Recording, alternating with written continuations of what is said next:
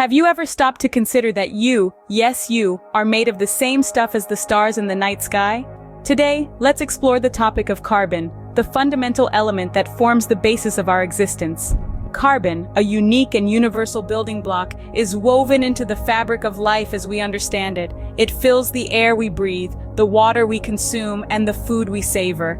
It's embedded in our bodies, in our cells, in our DNA. You might be pondering, am I just a walking heap of carbon? While there's more to you, carbon is undeniably a critical element of our biology, playing a crucial role in making us who we are. But carbon's role isn't just confined to life on its spread across the universe, making it the most prevalent element, following hydrogen, helium, and oxygen. This remarkable element forms in the heart of stars through nuclear fusion and is present in the cosmic dust that fills the vast space between stars and in comets and asteroids that traverse the cosmos. So, if we are constructed of carbon, where does all of it originate from? Carbon is the building block of life, the foundation of our very being. Venture into the realm of biology, and you'll find carbon forming the essence of it all. It serves as the platform for the molecules that constitute our bodies. From the DNA that holds our genetic blueprint to the proteins, fats, and carbohydrates that energize our existence, carbon is at the forefront. What makes carbon so extraordinary? Why is this specific element the backbone of life as we comprehend it? The reply lies in its adaptability and bonding capabilities. Remarkably, carbon possesses the unique capability to construct strong, secure bonds with other elements, including itself. It can fashion chains, rings, and intricate three-dimensional constructs unlike any other element. This makes it perfect for constructing the detailed molecules that necessitates. Consider DNA, for example. This molecule resembles a spiral ladder, with each step composed of pairs of chemicals identified as bases. These bases are linked to a sugar-phosphate backbone. And guess which element is ever present in all these components? Correct, it's carbon. And it doesn't stop at DNA. Proteins, the powerhouses of our cells, are made from amino acids, which are yet again carbon-based. Fats, which accumulate energy and create cell membranes, are made from glycerol and fatty acids, both of which incorporate carbon. And carbohydrates, our body's preferred energy source, are made up of carbon along with hydrogen and oxygen. This is the same across all life forms, from the tiniest bacteria to the most colossal whale. Carbon's skill to create a broad range of molecules makes it indispensable in biology. It's as if nature has deployed it as a universal building block, a Lego piece that can be used to build everything from a single brick to an intricate spaceship. Hence, when you ponder upon it, we are all just complex assemblies of carbon atoms, interacting in incredibly sophisticated manners. We are, fundamentally, carbon-based life forms, a testament to the versatility and bonding capabilities of this remarkable element. Now that we understand the role of carbon in our bodies, let's explore how it gets there. Here's a fascinating fact. Nature has its own recycling program, known as the carbon cycle. Consider it a ceaseless loop of giving and receiving, involving the atmosphere, oceans, soil, and all living organisms. At the heart of this cycle is carbon, the fundamental building block of life, which is never wasted but ingeniously repurposed. Imagine the atmosphere as an immense, invisible storage unit, cradling enormous amounts of carbon in the form of carbon dioxide. Enter the plants, the green virtuosos of nature, that absorb this carbon dioxide during the process of photosynthesis and transform it into energy-rich sugars.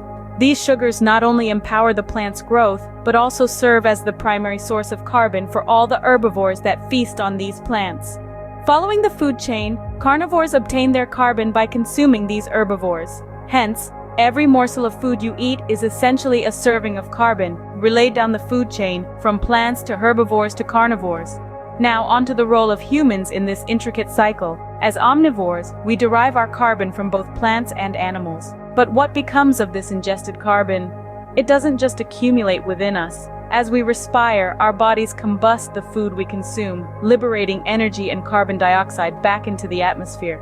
This biological process, known as respiration, completes one circuit of the carbon cycle. Yet we mustn't overlook the oceans and the soil, two key participants in this cycle. The oceans, like giant sponges, absorb a sizable amount of carbon dioxide from the atmosphere, storing it in their expansive depths. Concurrently, the soil operates as another storage unit, sequestering carbon in the form of deceased plant and animal matter, which is later liberated back into the atmosphere through decomposition. So, there you have it. The carbon cycle, nature's own recycling program.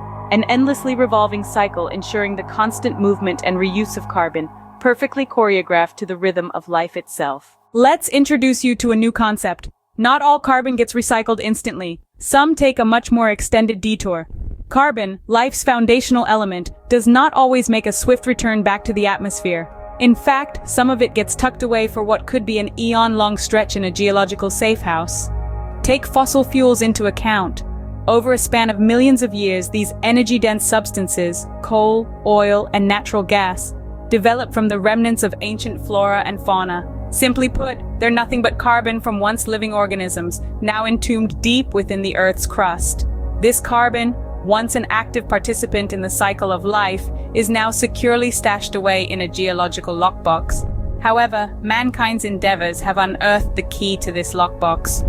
With mining and drilling, we've tapped into these fossil fuel reserves and harnessed them to fuel our contemporary world. Yet, in doing so, we've inadvertently released this captive carbon back into the atmosphere. Carbon from the fossil fuels reacts with oxygen when burnt for energy, giving birth to carbon dioxide, a greenhouse gas. This is an unexpected turn in the long journey of carbon, one that impacts us all. You see, the release of large amounts of stored carbon into the atmosphere leads to a warming effect on our planet. This is because of carbon dioxide's property to trap solar heat. The more carbon dioxide in the atmosphere, the more heat is trapped, escalating global warming and instigating climate change. So the carbon that was once a part of a dinosaur or a prehistoric fern now transcends roles, influencing our climate and reshaping the world as we perceive it. This is carbon's vast and intricate odyssey, an odyssey that beautifully weaves the history of our planet with our own human saga. So we've seen how essential carbon is to life and the consequences of disrupting its natural cycle. But what does this imply for us as individuals? The answer to this question is part of a much grander narrative, a narrative that relentlessly continues to shape and influence our future. Getting a grasp on the carbon cycle is not a matter of mere academic interest, but something that directly impacts you and me. This is about the well-being of ourselves and our planet, and the difference each one of us can make. Carbon, in its multiple forms, is an essential element of life as we understand it. It forms the basis of our cells, powers our energy needs, and plays a key role in controlling our climate. An unbalanced carbon cycle, however, can result in serious issues such as climate change, ocean acidification, and a drop in agricultural productivity. This is why it is crucial to keep the carbon cycle in equilibrium. But you may wonder, how can we as individuals foster a healthier carbon cycle? It may appear as a colossal task, but it is simpler than it seems. Firstly, we can do this by minimizing our carbon footprint. This involves making decisions that release lesser carbon dioxide into the atmosphere. This could mean driving less, consuming less meat, or utilizing energy-saving appliances. Each small action we take forms part of a collective effort.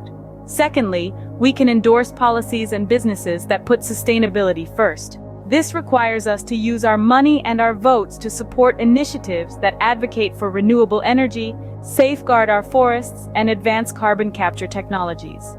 Finally, by educating ourselves and those around us about the carbon cycle's significance and our part in it. Remember, knowledge is power, and understanding more about our world equips us to make decisions that are beneficial not just for us, but for the entire planet.